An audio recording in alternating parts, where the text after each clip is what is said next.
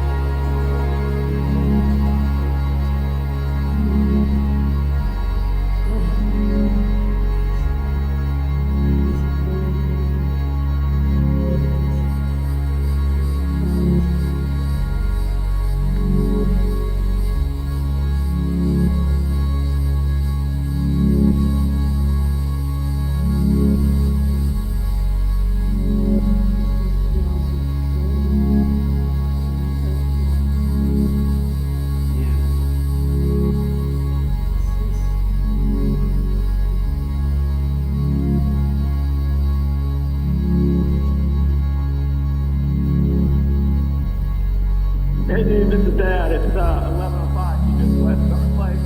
Call me if you get this message, okay? Or before you leave, I get the flows that you're going to. Okay? Talk to you later. Bye.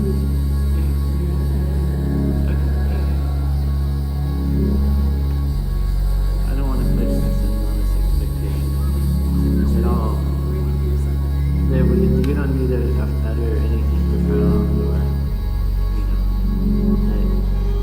I guess. That's okay. It's okay. I think that, yeah.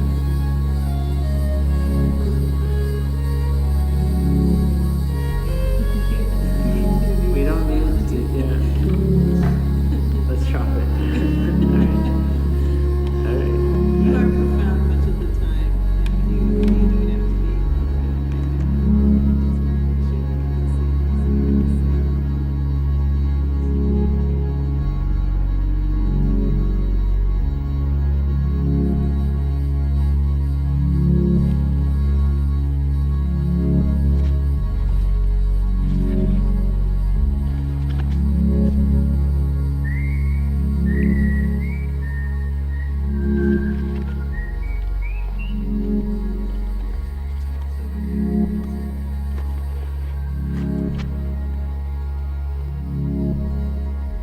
But, hey, Dad, this is Dad.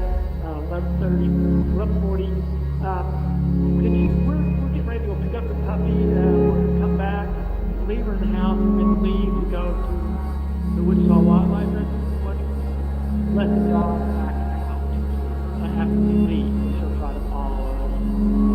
So anyway, give me a call, okay? We're going to get the dog out back here until 12. Yeah, right?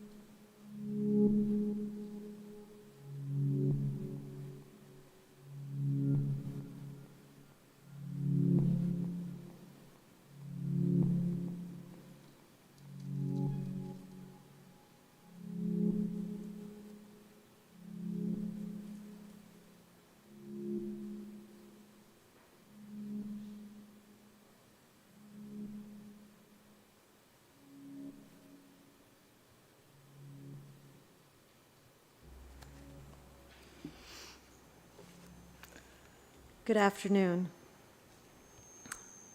Welcome to this gathering to remember and honor John Matthew Hill. Matthew had asked his longtime good friend, Will McDonald, to be the master of ceremonies today. And Will drove all the way from Santa Fe to honor this request, but unfortunately, due to a COVID exposure, was unable to be with us today. I'm Marin Hill. I'm Matthew's niece, and Will asked me to step in today. So again, I'd like to welcome you to this celebration and memorial of Matthew Hill. We're appreciative of this church, Mosaic United Methodist Church, and its pastor, Scott Spencer, for welcoming us into this space. Matthew didn't practice a particular religion or attend any church, but we are fortunate to come together in this place where people regularly congregate to deepen their spiritual lives as well as their diverse and inclusive community. In this ceremony, where we celebrate Matthew, today will include songs and speakers, and we hope that everyone will join us in song throughout the afternoon. You can find the words to the songs in your program on the left side of your program. And now I invite Jean Hill to come up and introduce the first song.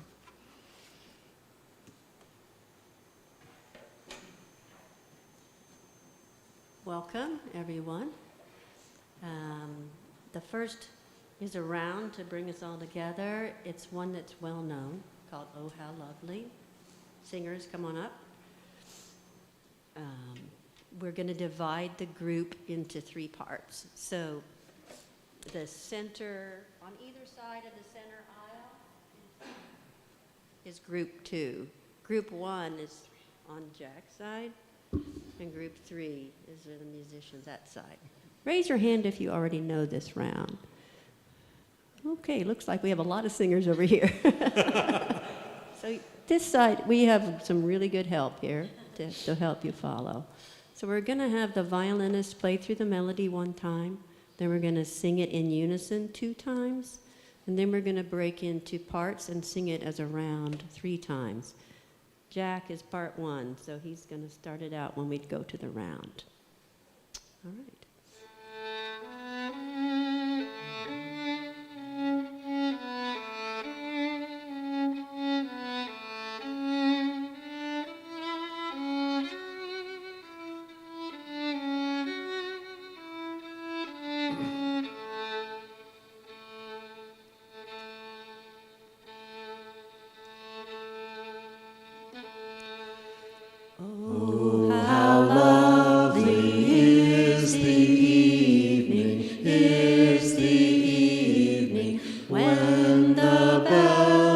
Sweetly ringing,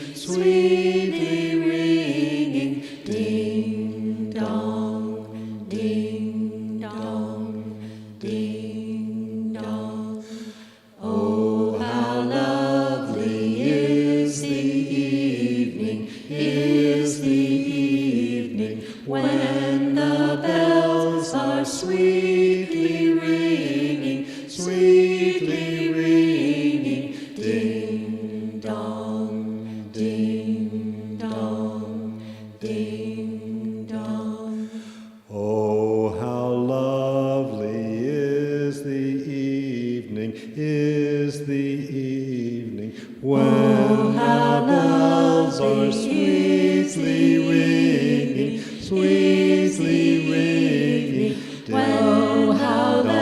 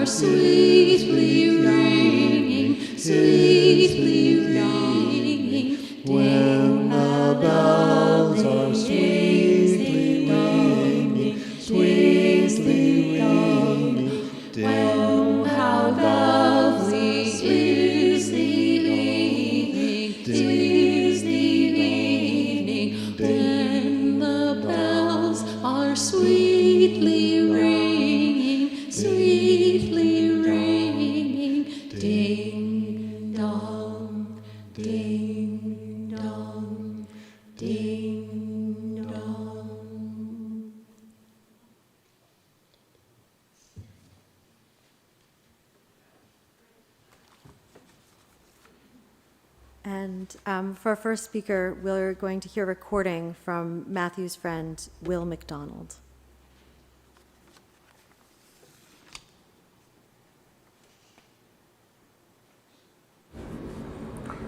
My name is Will McDonald, and Matthew and I were longtime friends.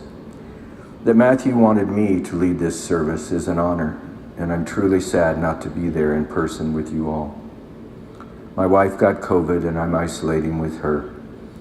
This long, lingering pandemic continues to complicate our lives.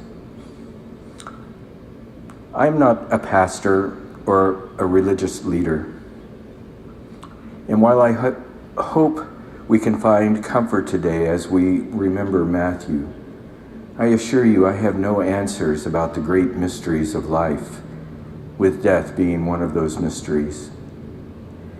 But I believe living in the conscious presence of those mysteries enriches life. Some of the mysteries I see are the wonder that the universe exists at all. And there is life in the universe. What is that about? We are alive and conscious. That is wondrous. And we know life can be so painful.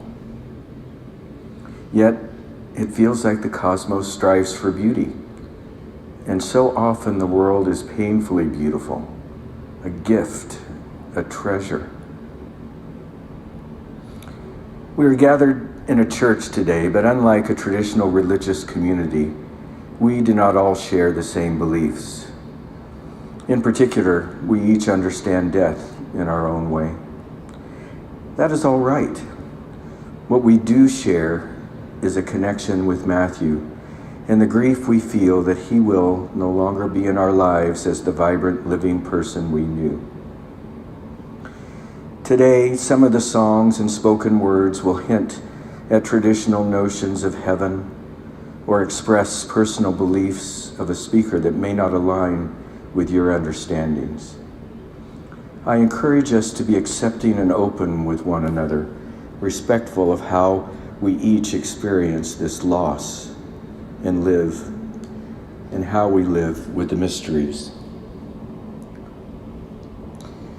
Matthew's brother Chris was a good friend of mine in high school. I met Matthew then only in passing. In the years after high school, Chris and I stayed in contact. 14 years passed, and after a couple of trips to Ireland, I picked up the fiddle to learn to play the tunes I had heard there. Chris told me his brother Matthew was also learning fiddle and that we should get together. When we did get together, we immediately had the camaraderie of novices, neither of us intimidating the other. And we liked many of the same tunes, something that persisted through our entire friendship. In fact, through some mysterious sensibility, there's never been a musician I shared so many tunes with. Our musical tastes spanned Irish, Appalachian, and French-Canadian traditions. Our playing together was the ground of our friendship. Whenever I visited Oklahoma City, I stayed with Jean and Matthew. Besides tunes, there were always conversations over coffee and toast that flowed in an endless stream as we sat on the south patio, or evening popcorn and conversation by the wood stove. The authentic person that Matthew was always there, ready to engage, to listen, to tell. Besides just playing tunes, we worked on them together. We talked about bowing, phrasing, string crossings. I'd show Matthew a phrase in a tune that puzzled me. He'd show me how he played it. We would play it again and again, exploring different ideas, looking for the feeling and expression it wanted. This was the craftsman that Matthew was, expressed in music. He tried to craft each tune, each note, with a curiosity about how good it could be, and a rich, intuitive imagination in that exploration. That was so characteristic of Matthew. He brought a refined sense of energy a refined sense and energy of craft to his entire life. It was a gift of his. Now I often play Matthew tunes, ones he and I shared. Now I play them by myself or teach them to my musician friends. Red Prairie Dawn, Huey Shorty's, Johnny Wilmot's Fiddle, Reel T. May, Porter's Reel, Miss Lyons, La Fée des Dents, The Wild One, Fleur de Madrigal, Moses, Hoe the Corn, Sandy McIntyre's Trip to Boston. Matthew was always ready to learn a tune, right to the very end of his life. And the end was hard. I didn't know it would be so hard, he told me, over the phone as I traveled here for the last visit. In the evening of Matthew's last night, Ben, Jean, and I played tunes for Matthew, something very comforting for me. And in that last day, with a group of family and friends, we sang songs and hymns. I pray those comforted Matthew. I miss my friend Matthew. We, this gathering of people, collectively hold the memory of Matthew. Each of us has stories of how Matthew touched our lives, and those stories together create a patchwork image of his life. Now that patchwork that we stitch together is how Matthew continues to live in this world, and it is strengthened as we share those stories. Tell those stories again. And the patchwork is strengthened when we remember and try to live the values and virtues we admired in Matthew.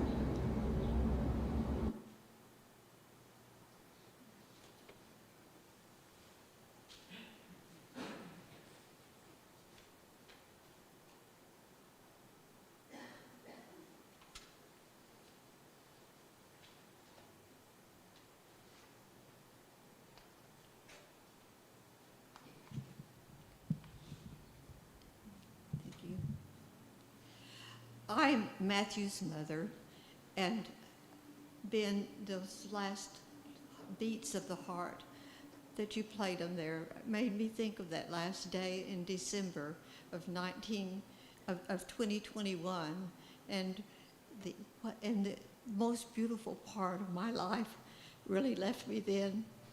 I lost a son who loved life. He loved his wife and the children.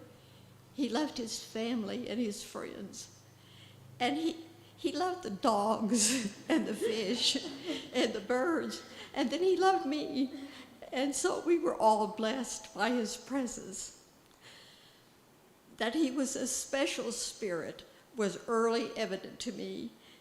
His grandparents, his aunts and cousins, and the neighborhood kids and the friends that he had loved to be with him. When his grandmother Eula died at 105, I found a box of letters she had received from him over the years, from New Hampshire all the way to California. Yeah, well, you know, he was out there in an ashram, and he was in California, and he was building houses in New Hampshire, so he had a broad look over this country. In fact, these letters just indicate the writings was one of his gifts. He studied writing for a year at Iowa University, but you know, when he sent you a Christmas note, the note was just as much a gift as the gift that you received. Matthew started very early expressing his love for all creatures, great and small.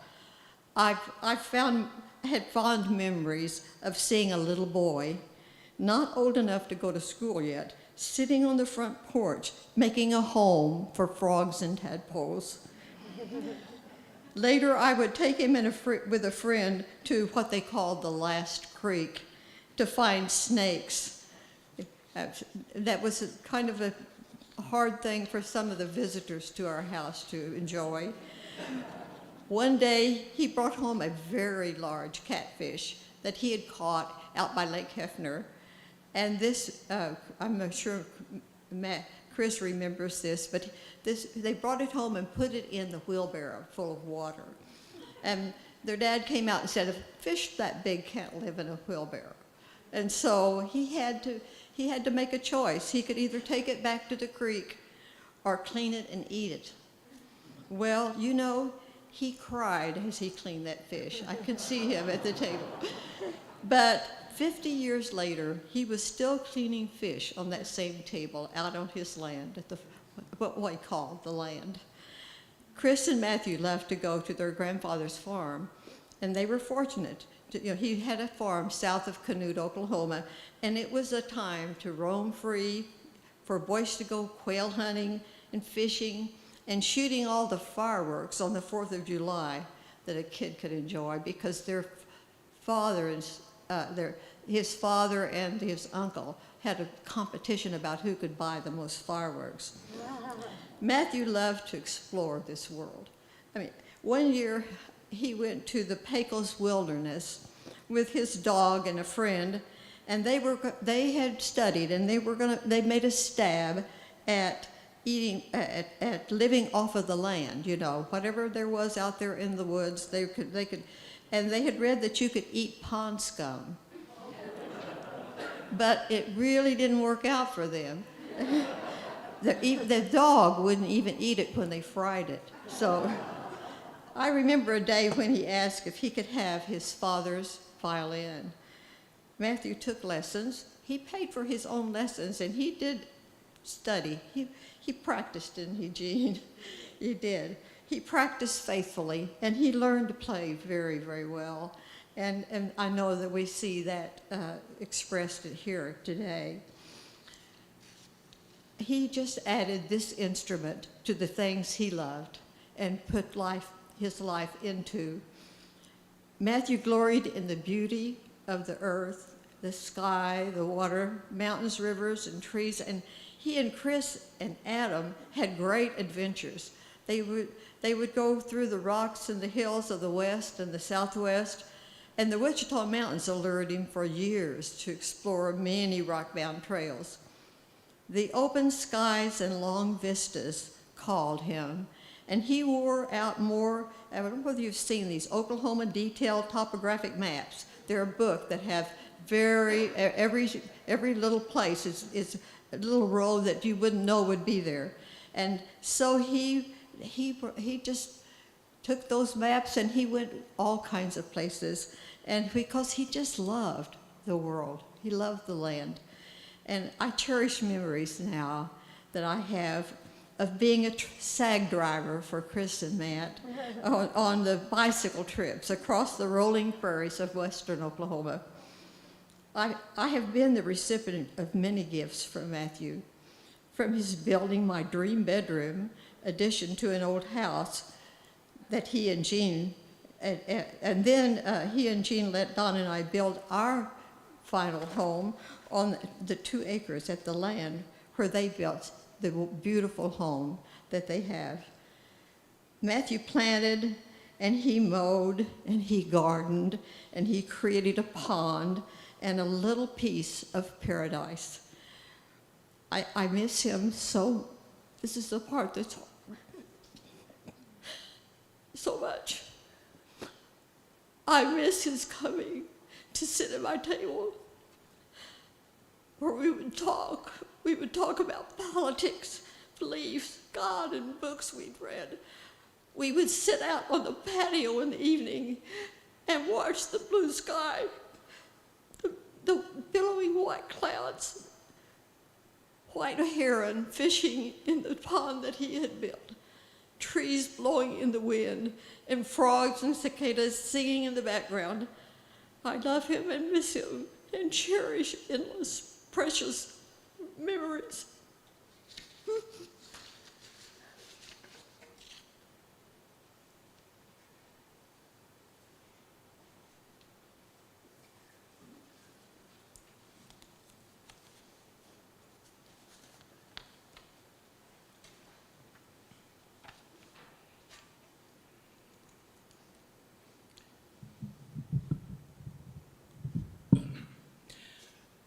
among Matthew's many interests and talents was woodworking.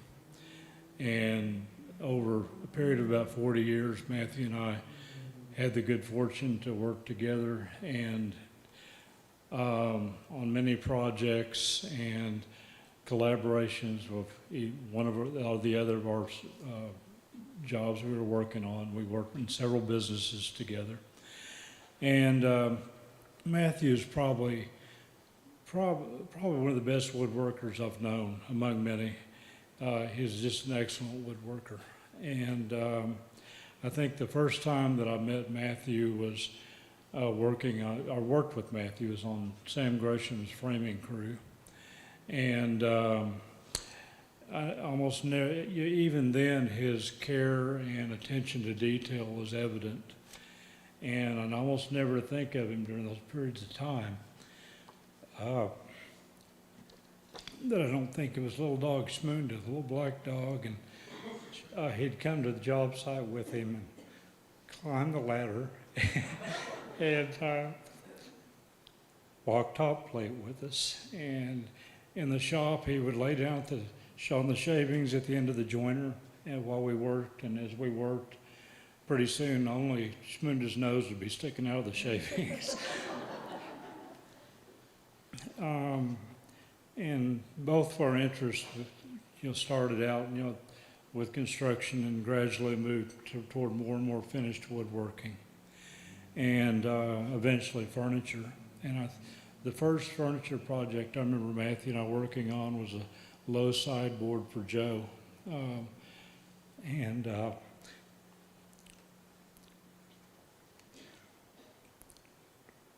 we honed a lot of our skills that we used through the rest of our careers on that piece. He collaborated with many other woodworkers as well, Bob Powers, Tom Temple, Eddie Caperton, Brian Slocum, and probably many others. Somewhere around the early 90s, late 80s, we worked about 2 years building displays for Paxton's Lumber showroom. They wanted to exhibit a lot of their amazing woods that they carried, so we worked down there individually and together on projects for quite a while. And during that same time, our friend Alan Lacer was brought in to run a woodworkers club, and he brought in many well-known woodworkers from around the country, and it helped the whole community increase their skills. And Matthew and I both taught our first workshop there. Alan invited us to teach a workshop on routers, jigs and templates. It was during one of those workshops that Randall Kane presented a workshop on finishing, and Matthew and I met him there. And shortly after that, Matthew went to work for Randall and at Gardenhire's Furniture Manufacturing, and worked there several years. And then I came in as well and worked with him also. When Randall closed down Gardenhire's, the three of us started another company called New Beginnings Furniture Manufacturing. Is mostly building pieces for the designer community, and one of the larger projects that we did during that time was to build 50 desks for the state Senate chambers. And then after I left that company to form the veneering company that I have now, Matthew and Randy went on and built all the desks for the state house chambers as well. Sometime during that time after that, they also started doing a large project for the National Cowboy Museum. It was a Cowboy Hall of Fame at that time. And they built several hundred pedestal displays and did a lot of the millwork around. And it's hard to walk around the museum without seeing Matthew's hand.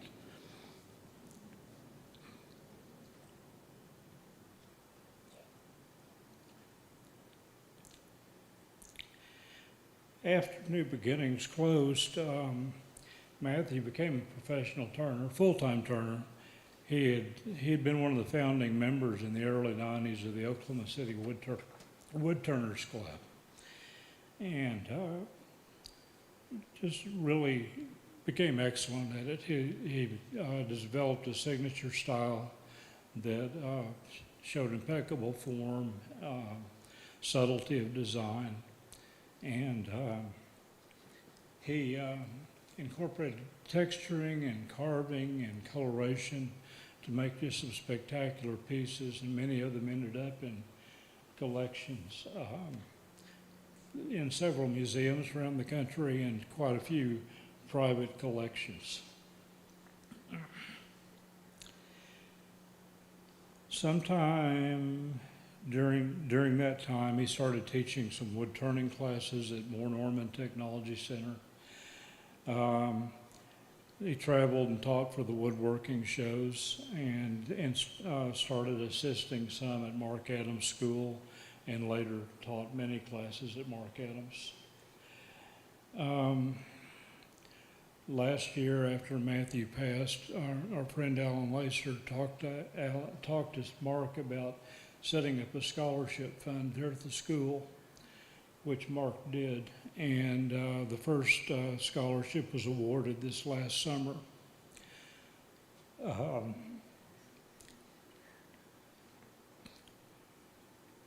So his legacy will be helping young people come along for a long time now. And during all the classes he taught, he helped probably hundreds of people increase their skills and become better woodworkers, better wood turners. I don't remember exactly when Matthew started at the National Cowboy Museum, but he ran their wood shop there for many years, at least 12 years, maybe longer. And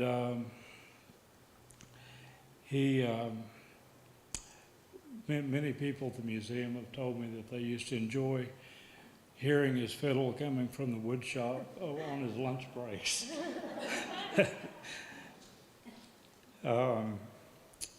He was very humble about his work, as skilled as he was, and pretty much let his pieces speak for themselves.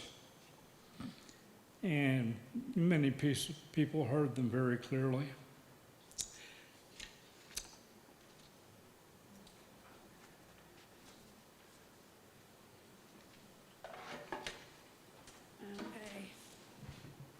Okay.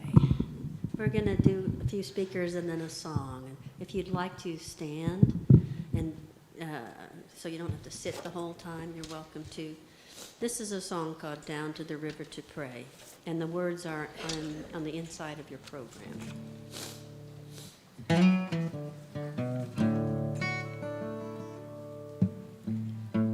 Down to the...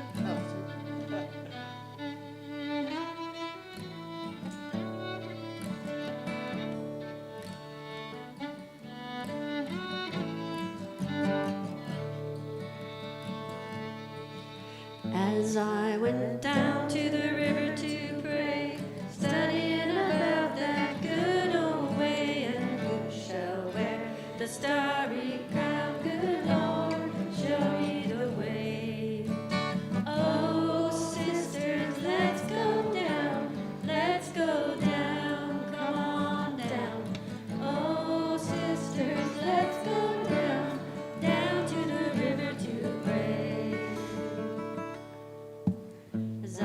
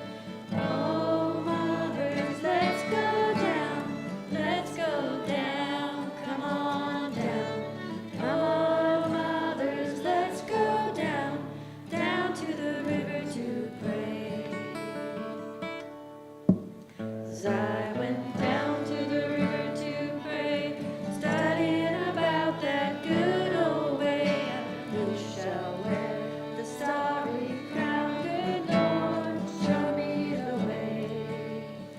Oh, fathers, let's go down, come on down. Oh, fathers, let's go down to the river to pray. As I went down to the river to pray, studying about that good old way, and who shall wear the starry crown? Good Lord, show me the way. Oh, friends, let's go down, come on down. Oh, friends, let's go down to the river to pray.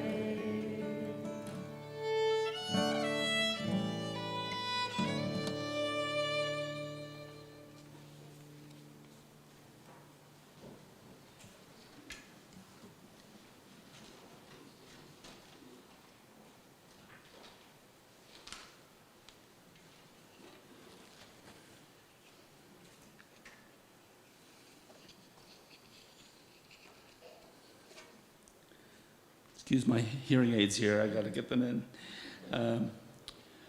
I'm Matt's older brother, Chris.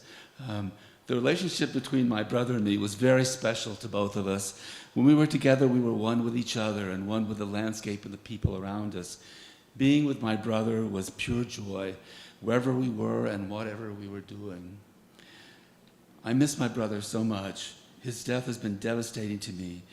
Even now, when I think of my brother, I can barely stand the loss. We were so looking forward to retirement and to exploring Oklahoma with each other. We loved sharing the secret places of Oklahoma, places no one else explored. My brother and I were not always close to each other, but when my father died, as young adults, we began to find each other. We hungered to spend time with each other. This change in my relationship with my brother was the biggest gift that life gave me. I have so many memories of my time with my brother. Here are just a few of them. We took a motorcycle trip from Oklahoma to Minnesota on motorcycles that were too small for the trip. Talk about sore butts, yeah. We stumbled on a beautiful small-town cemetery when we were biking in rural Oklahoma. We kayaked on the South Canadian River, which no one else does, with its white sandbars, red sandstone bluffs, and 15-foot tall grasses lining the river. We rock climbed in the Wichita Wildlife Refuge. We kayaked the muddy Washita River with its own unique Oklahoma beauty. My son Adam joined us on many of these trips. He was as much in love with Matt as I was. One memorable trip that included Adam was hiking the Rockies in southern Colorado. Matt and I started hiking from one end of the trail, while Adam and two friends started from the other end. Our goal was to meet in the middle, but we somehow missed the rendezvous. I was depressed, thinking, oh, I lost my son in the wilds of southern Colorado. After a sleepless night, feeling defeated, Matt and I headed back to our starting point. I kept looking back, hoping against hope that Adam might appear. And wonder of wonders, 3 little heads appeared in the distance. We were reunited. In recent years, Matt and I figured out a way to include Mom in my adventure. She mentioned this. She joined us on our bike trips, serving as SAG driver, meaning that she drove our bikes to the starting point of the trail that we wanted to do, and then she would drive a few miles ahead and wait for us to catch up so we could talk about what we'd seen during the last few miles. I love you so much, Jocko. My only hope now is that there is a God, that God is a loving God, and that someday I'll be reunited with you. Anything less is unbearable to think about.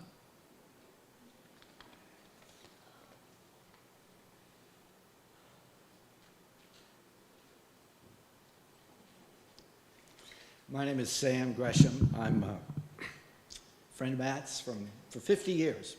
He was a close friend of mine, as you all know. I think a lot of you met him through me. See, Bill, you were telling us that. in that time, we met in high school, and we met in a place where, we're kind of brainless kids. But I remember one occasion I was in Matt's house on Majors Avenue, and Matt's mom was going out on a date, and I thought, do mothers go out on dates? and the guy that she was going out with introduced himself. He said, my name is Don. This is Don Snyder. I met Don before you guys were married. So, and yeah, dogs were a big part of that picture. I was going to tell you about dogs, but I don't want to spend too much time. He had dog Higgins. You remember Higgins? Dragged his butt on the floor back and forth, licking his lips. His dogs were a continuity in his life. He always had a dog. But we, after high school and years of sort of hanging out together, we went to OU. And at OU, of course, folk dancing was a big event. That's where he met Gene at OU folk dancing, as well as Jack and Noel. I see Pam back there. And, well, Alan Lacer, too, who became pretty significant in his life, I think. Became someone who sort of took Matt on and wanted to get him involved in what he was up to. So that was an impressive, that was a good relationship for him. But he and I, Norman, we decided to move in together. So we moved into a house we found out in the country. It was a dump. It was 2 rooms. It had no heat, no air, no bathroom. Matt got the pump fixed. He also got the propane. He also built a wood stove. So thanks to him, it was habitable, not anything I did. In the winter, it was so cold. Every night, Matt always had a glass of water by his bed. He always had a glass of water. Most nights in the winter, that was frozen when you woke up.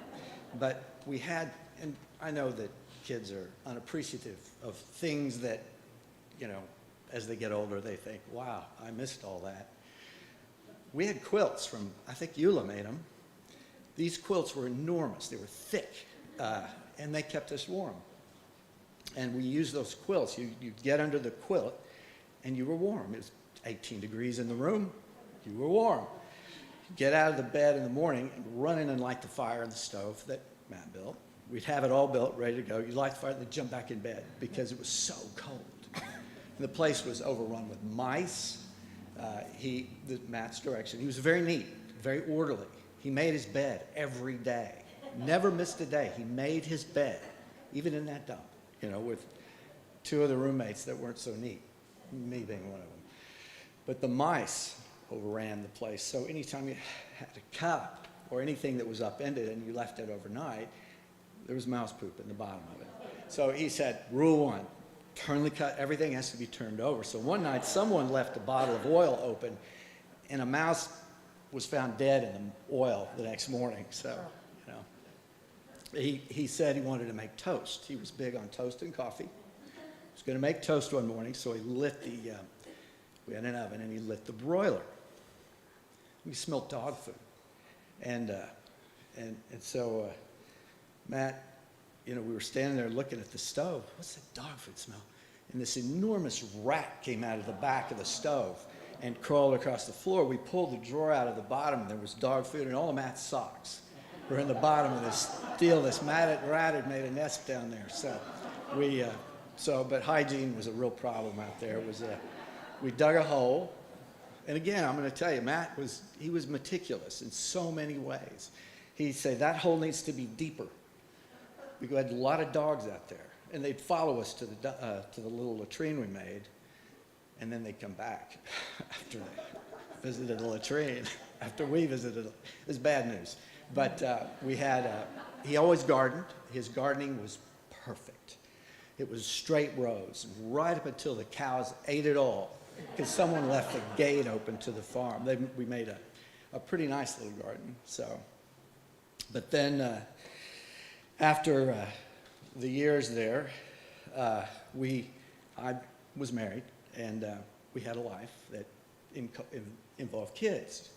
And in that time, Matt and I, when our boys were old enough, we went hiking almost every other week. And it was to the Wichitas. See those rocks right there? Those are post-oak conglomerates.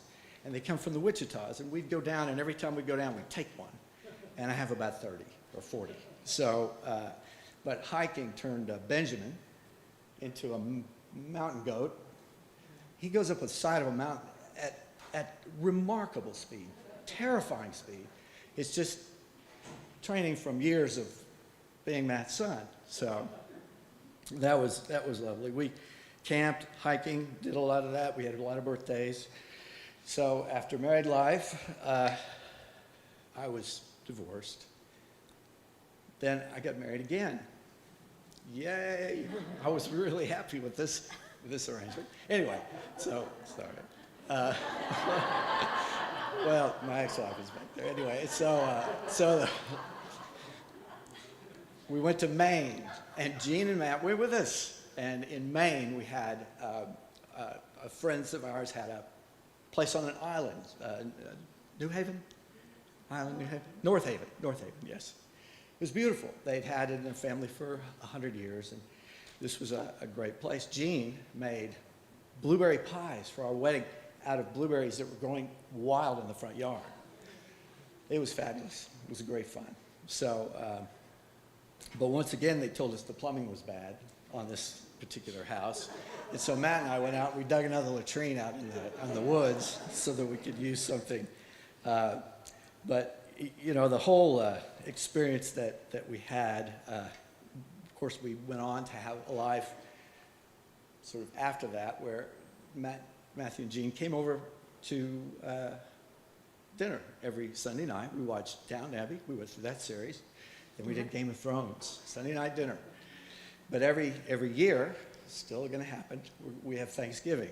And Matt would always come, bread. And I learned a great deal about bread from Matt, about woodwork, bread, coffee, well, in life in general. But his involvement with, you know, the quality of bread was pretty renowned. So the things I think about when I think of Matt, in fact, I think about him all the time. And the things that remind me of Matt are things that he sort of showed me and taught me, you know. One of my favorite things is popcorn with Parmesan cheese. Every time I eat that, I think of him because he showed me that. That was his recipe. So anyway, thank you.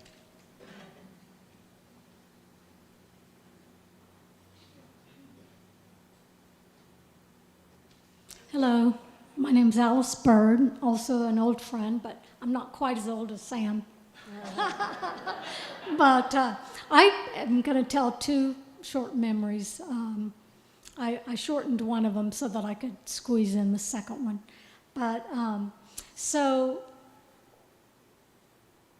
we were at Matt and Jean's, Bill and I, and Jean said, let's play cornhole. And I was like, oh, I have to tell you guys, I can't throw. I mean, I can do a lot of things. I have lots of skills, but throwing is not one of them. So anyway, we went upstairs, and the cornhole board was in the middle of the kind of diagonal in the corner. And I threw one, and it hit the light fixture, slid down the wall, and I was like, I told you. I said, you know, if I break a fixture or break that window that's right by the cornhole board, I'll buy it. And so anyway, I threw a couple more times, and they were just like, yikes! And make a long story short, Matt came over after I hit the light and the window and almost touched the cornhole board. And he came over and put both his hands on my shoulder. And he leaned into my ear and he said, you really are that bad. And I was just like, oh my God. And I remember throwing my head back and just laughing. I think harder than I've ever laughed. And he put his head down on his hands on my shoulder, and we kind of rocked back and forth, just quaking with just deep laughter. It was a wonderful, just be in the moment. And then my second, Jean called me and said, you know, if you want to say anything to Matt, you need to come. And so I, you know, hopped in my car, and I thought, you know, there's nothing I need to say to Matt, because we've had years to, anyway. So, but when I got out of the car there, I thought of this poem, this little short, little 3-line poem that I thought, oh, I forgot to tell Matt this poem. And then I thought, well, I'll tell him now. And, I was just planning on sitting in silence with him or just, holding his hand. But instead, I thought, no, I'm going to share this poem because he needs to have it. And so it's a short poem by Carl Sandburg, and it's called Bubbles. Two bubbles found they had rainbows on their curves. They flickered out saying, it was worth being a bubble just to have held that rainbow 30 seconds. And then I leaned into Matt's ear and I said, Matt, you're one of my favorite rainbows. And he pulled his hand out from underneath mine and put his hand on top of mine, which was astonishing, and squeezed ever so slightly. And I was just like, wow, he's there. And he heard me. Thank you.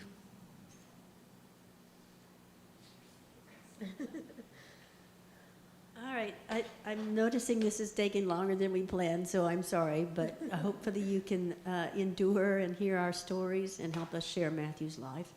The singing is to help you also get up out of your chairs. I'm going to try to read this piece that I wrote. Alice is my backup if I start crying, which is like immediately. And I'll try to do the best I can. This blessed plot, this earth, this England, Shakespeare wrote. For Matthew, it was this blessed plot, this earth, this Oklahoma. Matthew's roots were deep in the clay soil of Oklahoma. His heart was in this prairie landscape and its shallow rivers. He was fascinated by its reptiles and storms. He accepted and endured the challenges of growing a garden here, where heat, drought, wind, and insects are constant adversaries. Exploring the outdoors was his bliss. Rivers in particular drew him like a lodestone. The Wichita Wildlife Refuge was his personal refuge and artistic inspiration. He hiked, rock climbed, and biked there many, many times. He wrote, I never get tired of it. I want to follow every canyon, every tree-filled draw, and every rocky slope. I cannot get enough. My spirit is alive here. To try to sum up a marriage is difficult.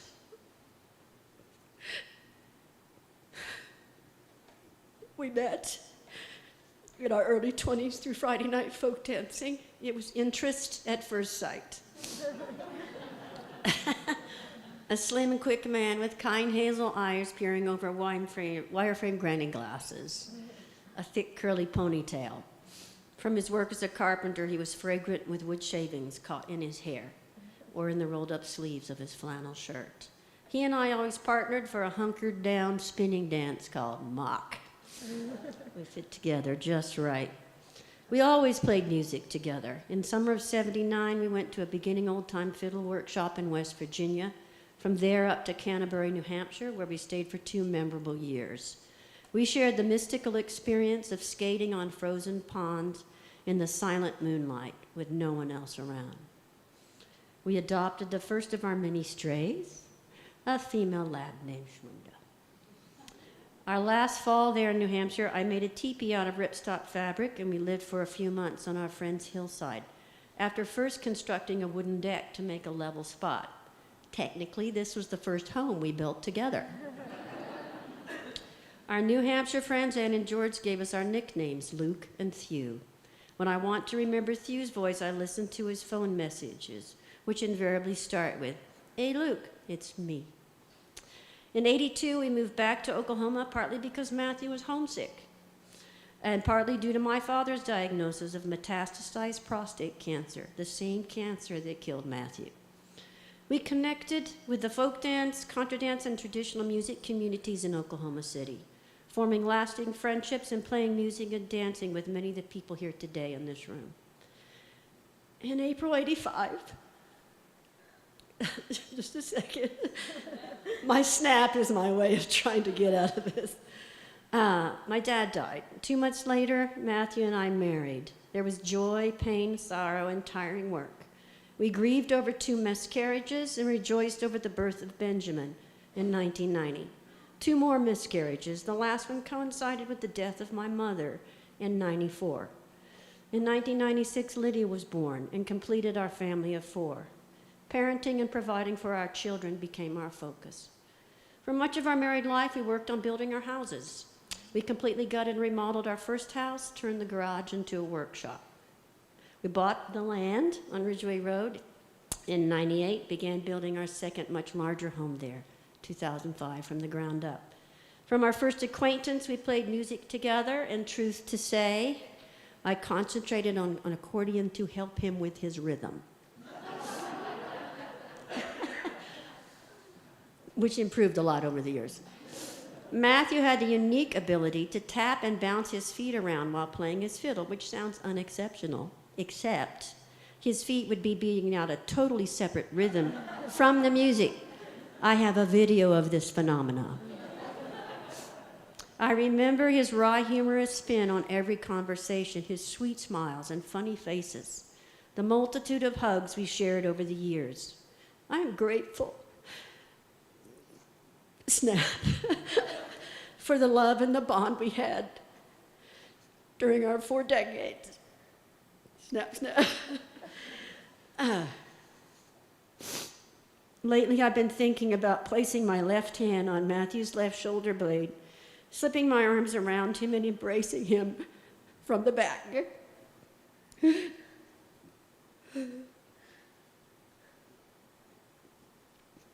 Both of our hearts on the same side. Let's try the other hand. Snap. Quietly laying my ear on his back, hearing the rumble of his voice, feeling our breath, feeling safe and at peace. Matthew was a tender lover, a loving father, a beloved friend, a lovely man, and a uniquely lovable soul. If love could have saved him, he would have lived forever.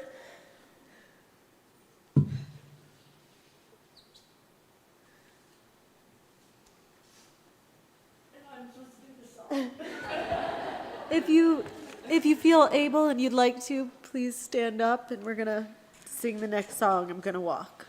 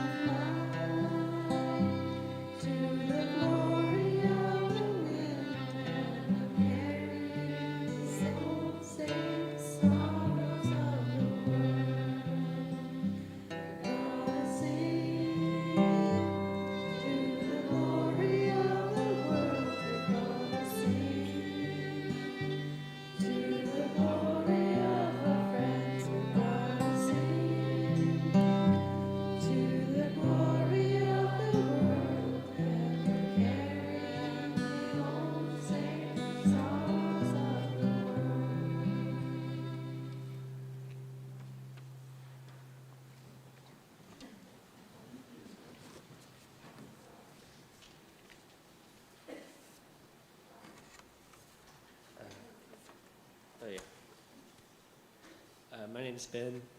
I'm Matthew's son.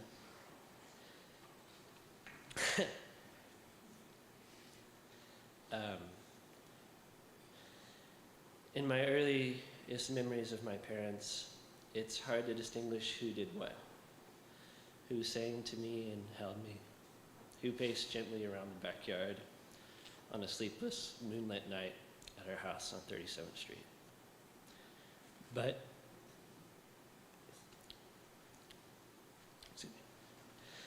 perhaps this unknowing is its own kind of knowing. That what matters is that I was always held in love by my mom and my dad, Matthew. And from the beginning, I always knew he loved me. Some of my earliest memories are of him reading to me, as he would often do before bed. He read me the entire Hank the Cowdog series, Red Wall, most of the Roald Dahl books. He would do special voices for the BFG. And perhaps most fondly, The Hobbit. Of course, it wasn't all just literary. We also managed to gradually watch every James Bond that Blockbuster had to offer, as well as any of the sci-fi and fantasy films that were even slightly worth watching. For the years that it aired, we scarcely missed an episode of Star Trek Voyager. Right up to the very end, he could be found most evenings, bowl of popcorn in hand, reading a fantasy novel or trying out some new sci-fi on Netflix. As long as I knew him, Matthew always managed to hold on to a childlike sense of wonder. And perhaps my childhood gave him the excuse to revisit his own. We would hop into an increasingly destroyed but ever faithful yellow Toyota pickup and go to the creek or the river together.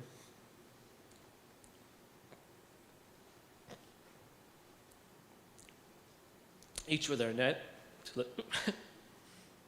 look for frogs, tadpoles, snakes, turtles, and lizards. Along the way, he would lament the destruction of the land, the thoughtless development and dumping that had spoiled the habitat. I could feel his anger at the injustice, but also his joy as we basked in the thrill of catching what wildlife remained. Many times we would release the creatures as we found them, only holding them long enough to admire their particular beauty. But other times we would take them back home to us. Over time, this practice necessitated a place to keep them, which resulted in him building an outdoor reptile house complete with its own pond, native plants, and rocks we had picked out. We created our own little ecosystem.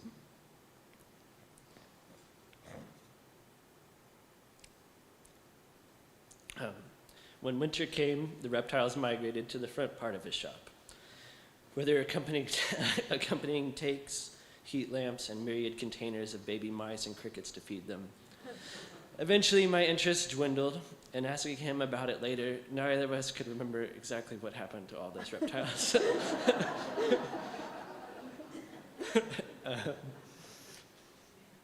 Our adventures weren't limited to reptiles. Matthew took me mountain biking.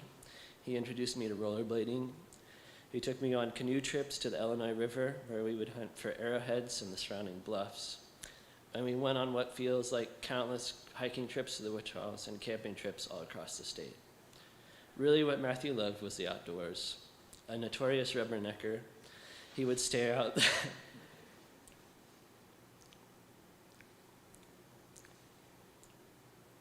he would stare out the window and be held captive by the Oklahoma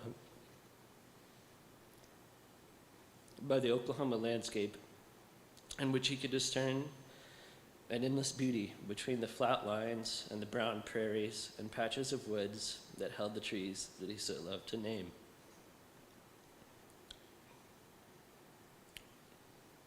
And it was this love, this attention, and admiration for all the earth's details that inspired him as an artist, in his sense of form, texture, and harmony. And it was this love and attention that he shared with me. And so he gave me the most important gifts that we can give our children: our attention, our time, and our love. He never judged me.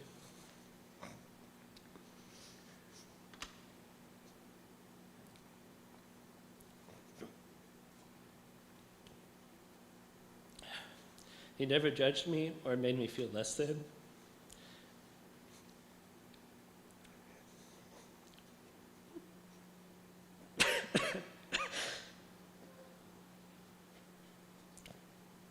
If anything, he might have stood to discipline me a bit more.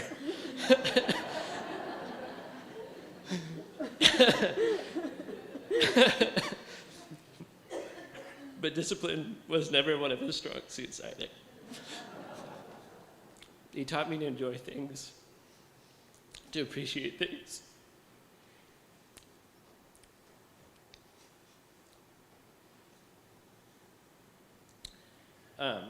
He also gave me his remarkable ability to lose things, his general disregard for money and most material possessions, and a dogged love of playing music despite the lack of any great natural talent. But you can't have the good without the wish it was better. I recently read a scientist who said that we commonly think of plants and animals as matter, but they are really systems through which matter is continually passing. This I take to mean that there really is no fixed us. There is only the process that we are all continuously undergoing. To me, there's a kind of comfort in seeing ourselves this way, as vessels for change, as part of a constantly shifting system without beginning or end, as temporary manifestations of what has always been. I wish deeply that he was still here with us, in the same process with us. That I could still learn from him that had so much to teach me. But while he has passed on into new forms, what remains is the love he endowed the land with, his home with, his family with, his art with, me with. The things he crafted from wood adorn the home he taught me to build, and I will carry him with me always.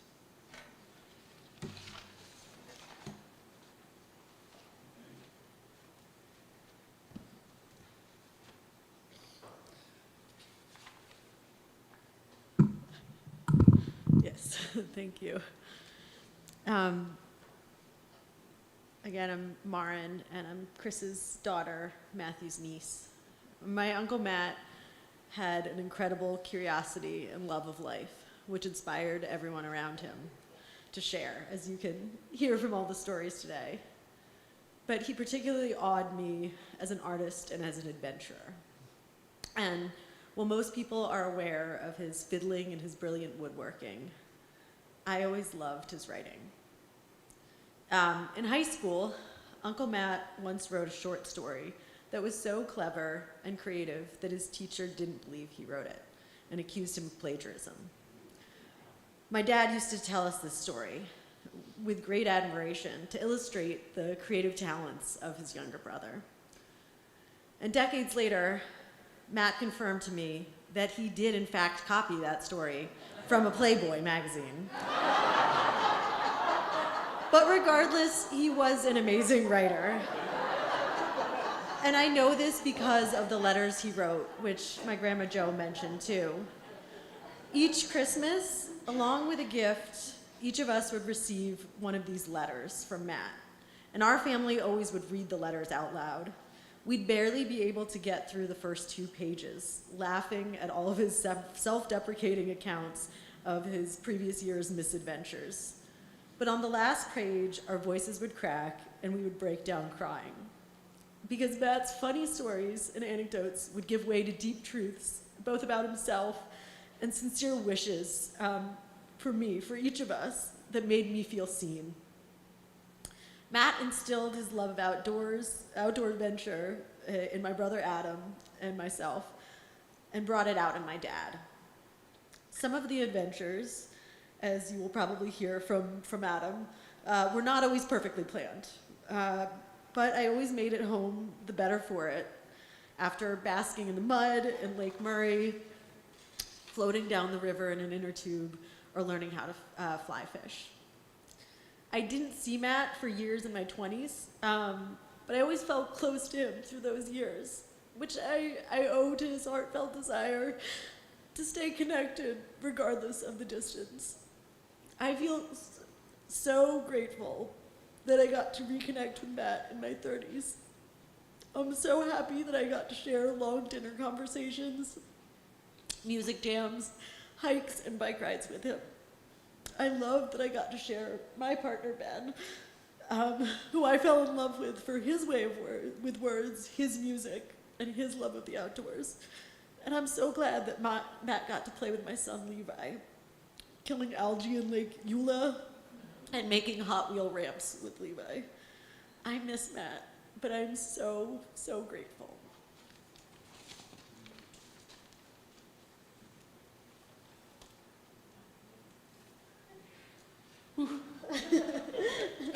Everybody, I'm Adam Hill, Matt's nephew. I'm taller. All right. My Uncle Matt was an incredible man, and he gave me so much. He fueled my love for Oklahoma and really taught me respect for the land. He showed me how to find beauty in the most common of things. And like everybody else said, he really helped establish my love for nature and just everything outdoors. He taught me how to fish and would also always kill and clean our catch when I let him. And that was really an act of true love, like Grandma Joe said, because he hated hurting animals, and he would just cringe and feel awful about it the whole time.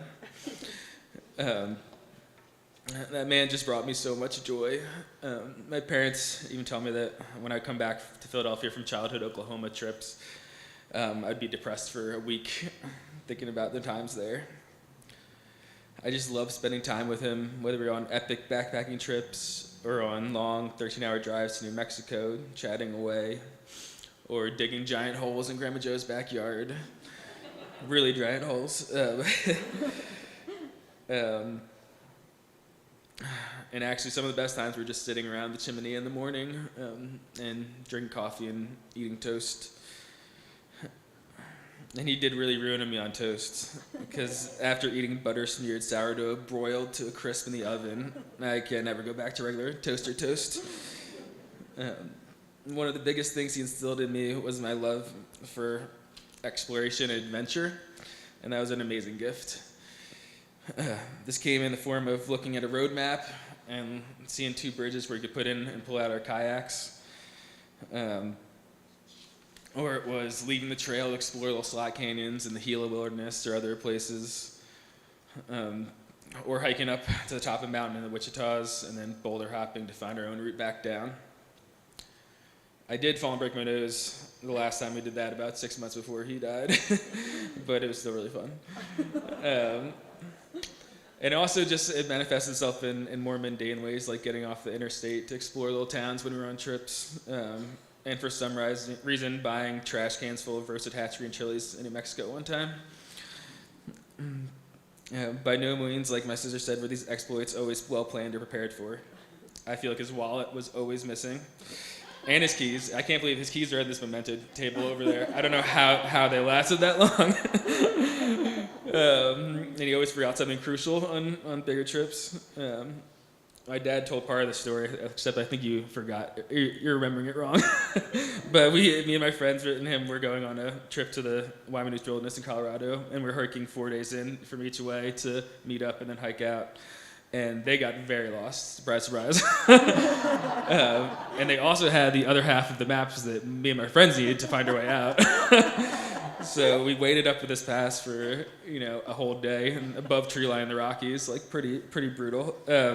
And realized they weren't going to make it, so we just left at 4 a.m. and started hiking and finally caught up to them after they had turned around and given up and thought they had condemned us to doom. There's another time when my dad and Matt went on one of these quick kayaking float trips where they look at a road map and are like, all right, we're going to get in at the river here, this bridge, and get out over here. And a couple hours in, they realized that 5 miles on this road map was actually like 15 miles with the bends and turns of the river. So they didn't get out till well after dark, and I think only with Grandma Joe's help. What's that?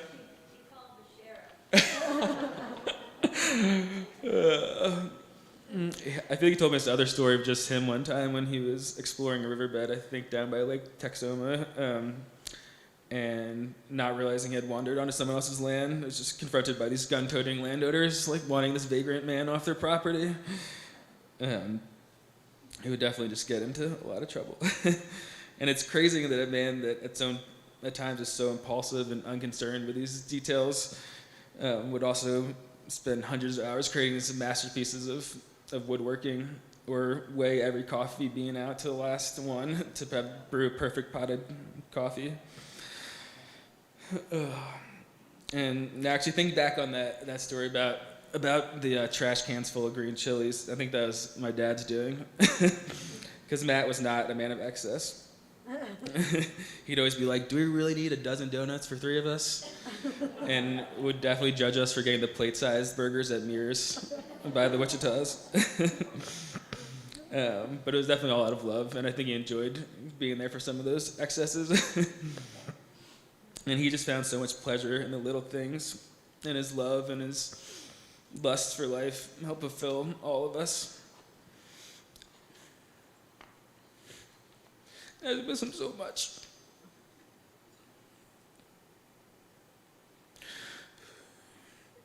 And I really hope I can instill all the great things he instilled in me into my son.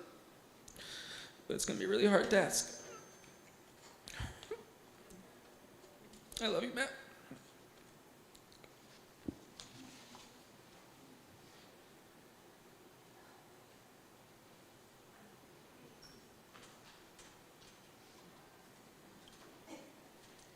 We're going to sing our last song together. Around is called Weaving Our Lives.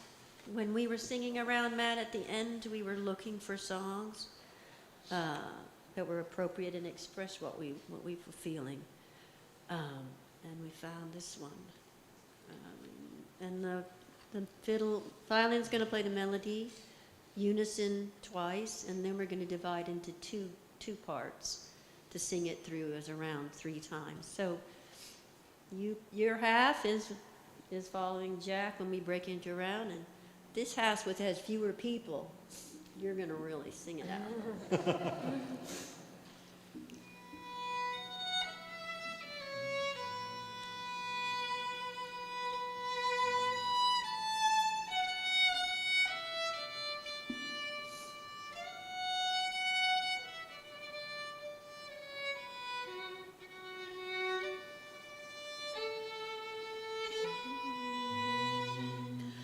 We are weaving our lives. We are weaving our hearts and our minds.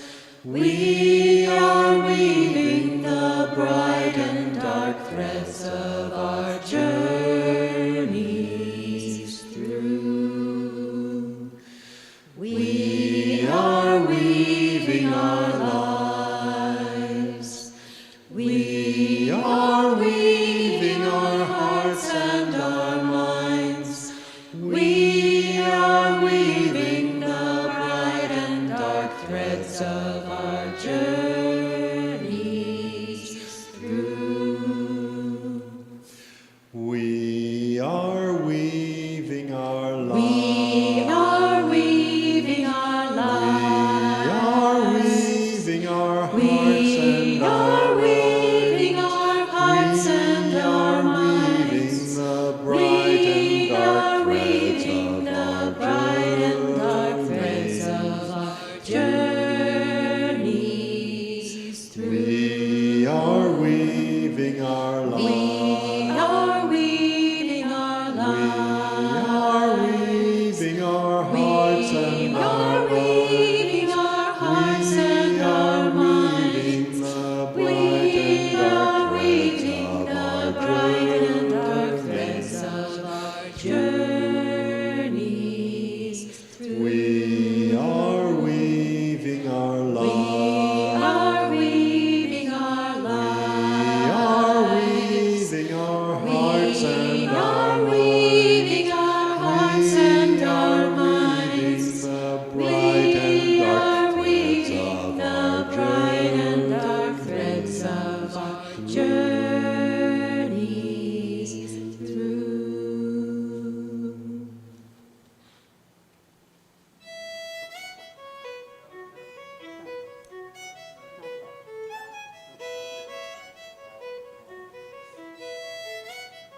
It's not time for the slideshow.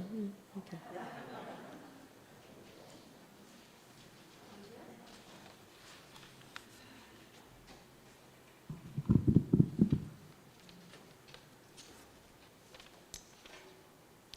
I'm Matthew Hill's daughter. I was just going to share my favorite memory. When I was 9 or 10 years old, we went on a trip to the Illinois River with family and friends. There were several of us floating down the river. My dad and I shared a canoe, and I remember this trip like it was yesterday. I was so nervous to float down the river because I saw people capsizing their kayaks and going down many waterfalls and tipping over. I kept telling my dad, I don't want to end up like that. And his response was, well, that's where all the fun is. He was always ready for new adventures. We ended up getting split up from our friends, going down different forks of the river. My dad and I took a calm-looking fork that soon became a very steep, wild, and rapid fork. We didn't have any control of the canoe at all, and it was scary, but so much fun. Halfway down, I remember my dad saying, hold on, brace for impact. And I thought to myself, hold on to what? We managed to run into a tree, and the force of the impact knocked me backwards, and I slid down the canoe until I was laying at my dad's feet. We looked at each other and bursted out into laughter. I'm sure our laughter scared half the forest animals away, but in the end, we made it, and it was blessed.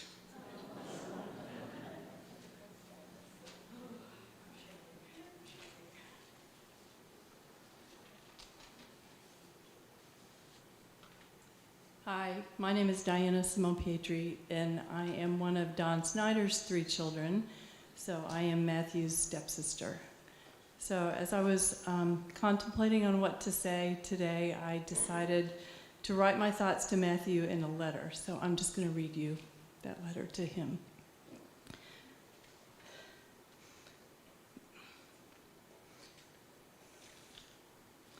Dear Matthew, blended families can sometimes be complicated to navigate, but for me, you made it easy. From the beginning, I experienced you as a gentle, soft-spoken, easygoing, accepting man. I immediately loved the way you loved your mom, always calling her Mambo.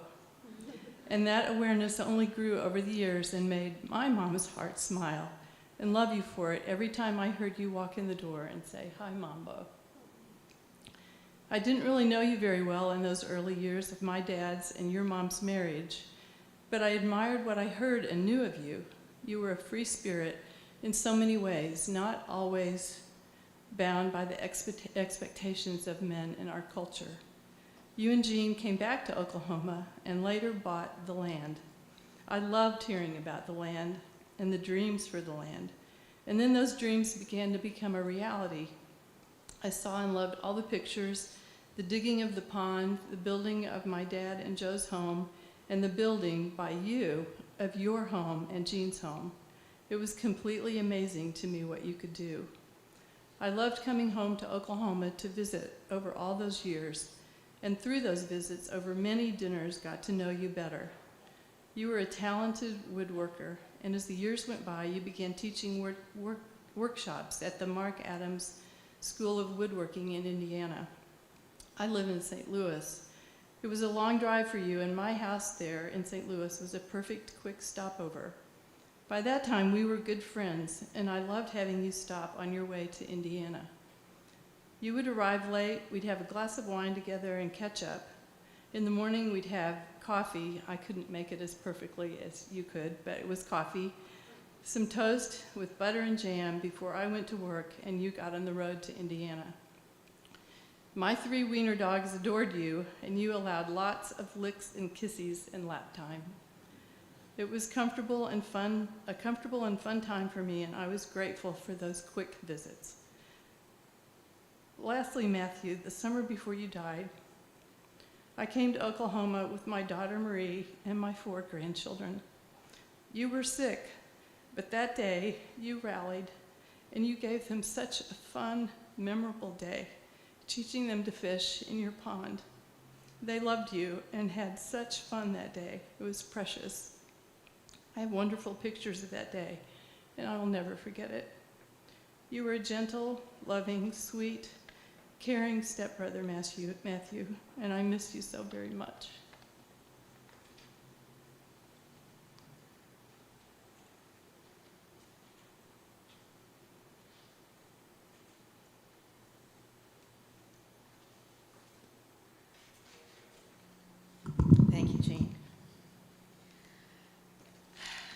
Hello, I'm Ellen. I'm Matthew's sister-in-law.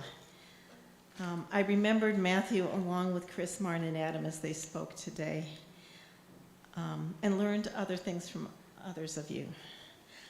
Our annual family trips to Chris's Oklahoma were such special times of both home and adventure, following which we'd all cry together at the airport goodbye.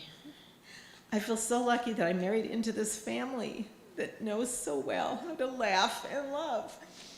And laugh has been a theme today, I think. And I remember long distance calls between Philadelphia and Oklahoma between Chris and Matthew, where they seemed to have laughed for hours until they ached. And I want to say that Matthew called Chris kid, and Chris was actually Matthew's older brother. But one of the images that keeps coming back to me since Matthew has died is just Matthew with his gentle voice saying, "Hey kid, hey kid." When Chris and I visited Oklahoma as our family got older, we would often bike with Matthew into Oklahoma City or around Lake Hefner or in the Wichita after we first had to assemble the working bikes for our ride from assorted secondhand bicycles and parts collected in the back of Matthew's house. We learned from Jean that Matthew shifted to daily rides on the road outside the gate, the length of the ride diminishing as his strength waned. When he could no longer manage to hold himself upright, he jubilantly shifted to a recumbent bike to keep going. Matthew always kept going. I was stirred by how Matthew found ways to continue to live as fully as possible through his illness. When Matthew could no longer hold his fiddle and draw its bow or turn the wood, he took up watercolor. When he couldn't hike the red rocky cliffs of Wichita's, he stayed low and gathered rocks or sat on a boulder and took in the view, always a friend to quiet. From Joe, we received photos of Matthew, wiry but thinner still from the toll of cancer, carrying large pieces of flagstone to cut and lay a walkway to the front door of his home, which for him was never finished. I remember saying to Chris, only someone facing down death could take on this task. If there is such a thing as a good death, I feel like Matthew's was a good death for me. Come now, Jean phoned us at the end of December. The week Matthew was dying was a sad but also a beautiful time. I think it is Matthew's last gift to us, and many of the people here tonight spoke about Matthew's gifts. He allowed us such intimacy with him that week. Will and Sue also arrived from New Mexico.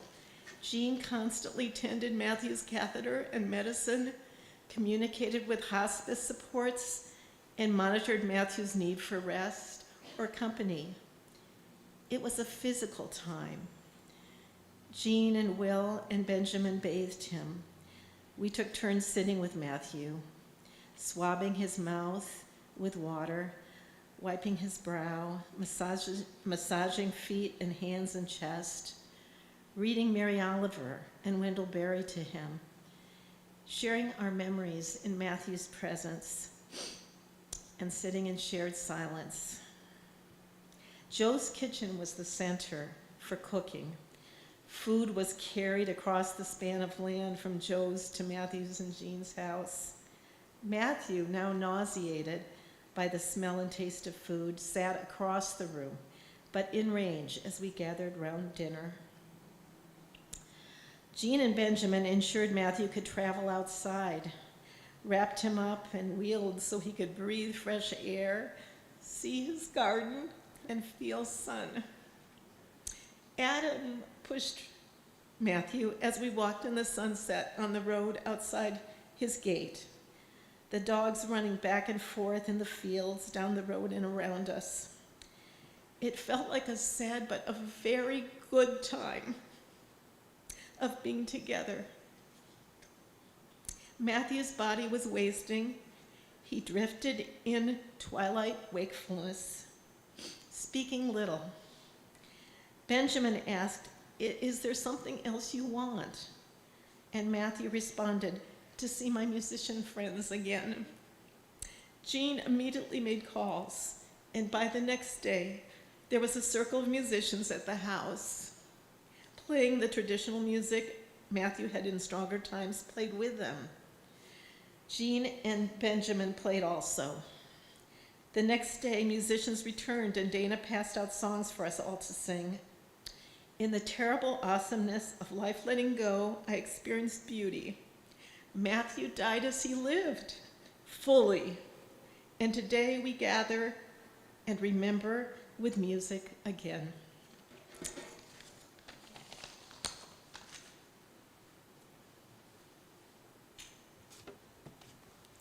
Now we'll have a slideshow of moments from Matthew's life.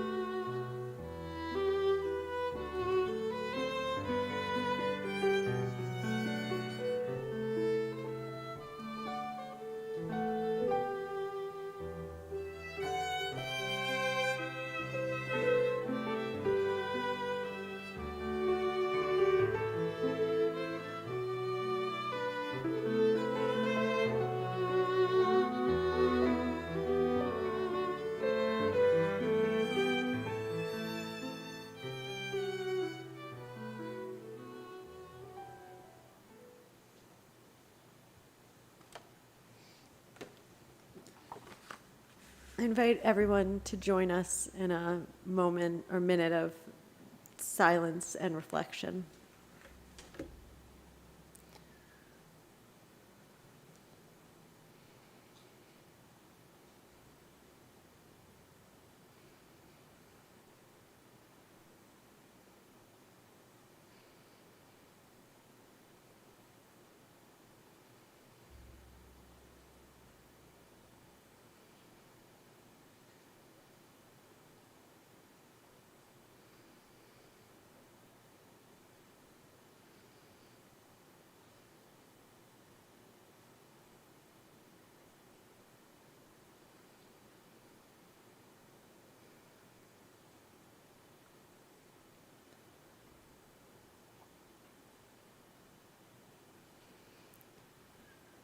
Thank you. I'd like to offer some parting words, but first I again wanted to thank the Mosaic United Methodist Church and its pastor for sharing this space with us. In a conversation with Will McDonald, Matthew's friend, this afternoon, Will said that a benediction literally just means good speech or speak well. And we talked about the stories that we tell, the stories that Matt told, and how they become part of us. As we've heard throughout the afternoon, Matt loved to laugh and to share stories with his friends and his family. And now, as Will was saying, each of us carry a little piece, a unique piece of Matt with us, one that we can share with one another. And that's how Matt will stay present and alive with these stories that we can share of him. So I invite everyone to join us in the fellowship hall with food and music and singing and dancing and lots more stories. I think that what Matt really wanted was for the people that he loved, his friends and his family, to enjoy themselves and to really celebrate who he was. So I hope that we can take that spirit into the reception and enjoy being with each other and enjoy Matt. So, thank you.